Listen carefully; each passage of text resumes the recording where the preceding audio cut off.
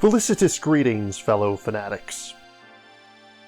Welcome back one and all, I'm Adam the Fanatic, and today we're taking a look at Guilty Gear Strive, the board game. Level 99 Games, bluffing and hand management driven dueling card game based off the video game of the same name by Arc System Works. We're going to be looking at the demo version of the game, which you can get for only the cost of shipping. And yes, it is fully compatible with Exceed. Without any further ado, let's dive in. In Guilty Gear Strive, two fighters will duke it out. Unlike Seasons of Exceed, which are divided into different sets, Guilty Gear will include the entire line of fighters in a single collection including 20 different characters. In this demo version, we'll be using this fold-out playmat, but the full version will include a neoprene version of the playmat with stitched edges.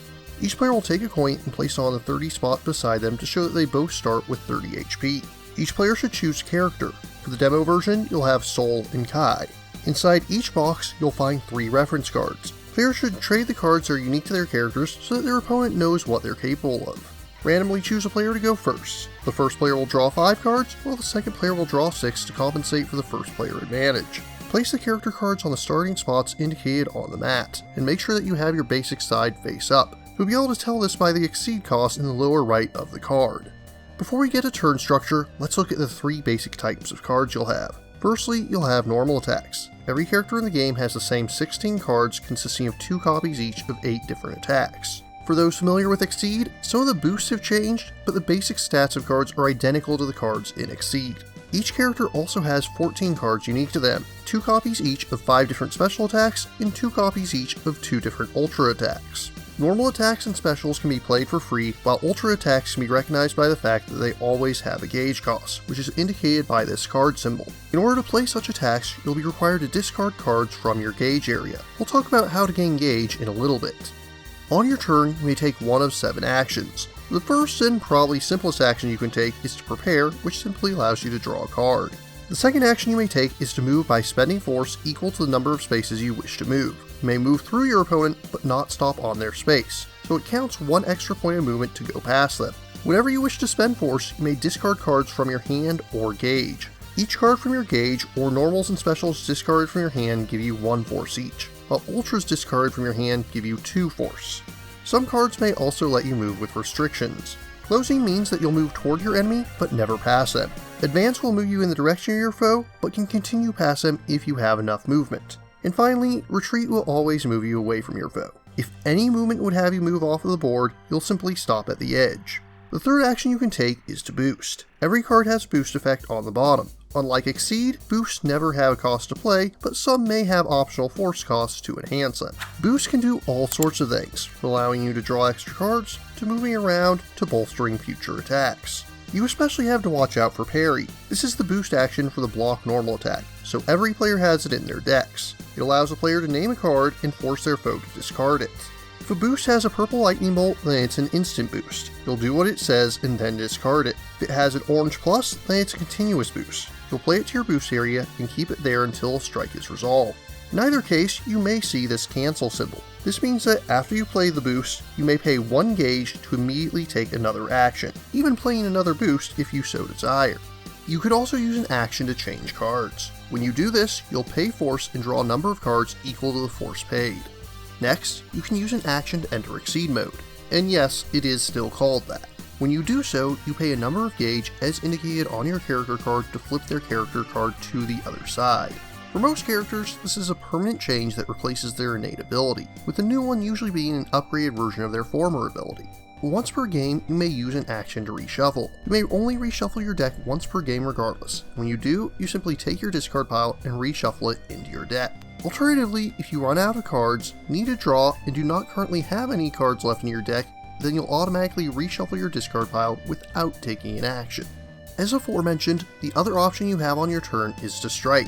This is where the meat of the game takes place. The current player announces a strike by playing the card they wish to strike with face down. In most cases, this will be a single card from their hand. They may also play 2 identical cards from their hand for an EX attack, which boosts an attack's power, speed, armor, and guard by 1 each, even if it normally doesn't have any armor or guard. Alternatively, they may also perform a wild swing by taking the top card of their deck and placing it face down without looking at it. The defender then chooses one of these 3 options themselves and does the same. After both players have chosen their cards, they simultaneously reveal what they've played and compare speed. The player with the higher speed value is the active player for the strike and will resolve their card first, with the attacker winning ties. When resolving a card, the first thing you do is check to see if it has any before effects, which immediately take place before the attack. After that, you check the range to see if the opponent is currently in range.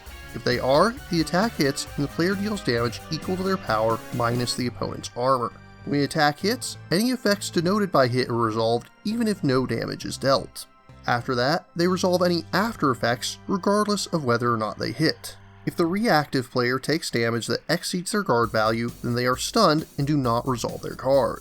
Otherwise, they'll resolve their card in the same manner as the active player so long as they survive the attack. After that, both players discard all continuous boosts. If the player's attack hit, they put their attack card into their gauge, otherwise it's discarded. In the case of an EX attack, only one card becomes gauge and the other is discarded regardless. Then, if any player has any end of strike effects, the attacker resolves theirs first, followed by the defender. After that, the turn is over. If a player did not strike during their own turn, they draw one card and then discard down to 7 cards in hand if necessary. Then, play passes, typically to the other player. However, it is possible to take multiple turns in a row through cards that give you advantage.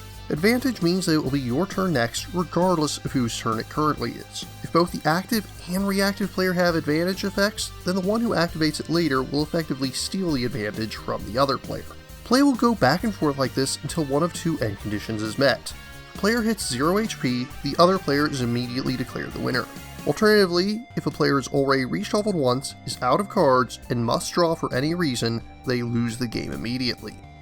I don't normally look at components for previews, but since the majority of this is final quality, I'll be making an exception here. On the subject of card quality, it's the same top-notch quality that we've come to expect from level 99. Reference cards are a great boon to newcomers and experts alike, while those who are used to the ins and outs of the game will appreciate having a detailed explanation of their foes' attacks at their fingertips. The tuck boxes make it easy to store each individual fighter and keep their cards prepared for the next game. But what really blows me away about the demo version in particular is that it actually includes a pair of solid metal coins to be used as health trackers. Metal coins are typically seen as a premium upgrade, and to see a pair included in the free demo version legitimately surprised me. As aforementioned, the full version of the game will include a stitched neoprene mat as well as a roster of 20 different characters to play with, each with their own unique special and ultra attacks. Additionally, a collector's edition will also be available, which, among other premium goodies, will also include acrylic standees for each character. All in all, Guilty Gear Strive is an exciting addition to the Exceed lineup, even if they didn't actually label it as such. Honestly, I think that's a marketing misstep, but that doesn't affect my enjoyment of the game at all. There's nothing here that really changes my former thoughts between the two systems. I still prefer BattleCON myself, but I'm clearly in the minority here, as Exceed and Guilty Gear continue to draw in more and more players to the title. It's still a good game, the back and forth bluffing always keeps things interesting, and unique fighters make sure that every matchup will be unique and exciting. The system truly feels like it captures the back and forth action of fighting video games. And the cancels are a fun twist that add to the game both mechanically and thematically. As I am looking at the demo version, I'll not be giving Guilty Gear Strive the board game a formal review score at this time. However, I do not expect that it'll dramatically change the score that I formerly gave to the Exceed fighting system when I reviewed a couple of the older sets.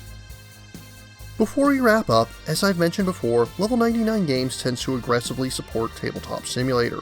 Although a fan-created mod, Level 99 has thrown their recommendation to the Balanced Breakfast mod, which allows you to try any of Exceed's seasons of fighters, with a great deal of quality of life features that make it very easy to get into and enjoy the game.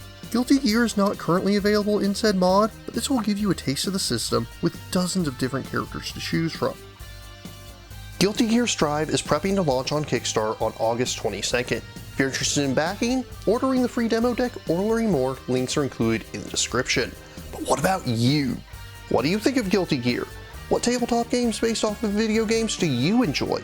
If you have any questions, remarks, or opposing points of view, leave them in the comments down below. Don't forget to like, share, subscribe, and ring that bell. And if you really enjoy my work, please consider funding my channel on Patreon. Until next time, farewell, fellow fanatics.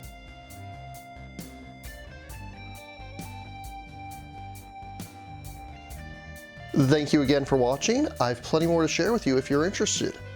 You can click up here above my head to subscribe to my channel. You can click over here on my monitor to see the most recent video that I worked on.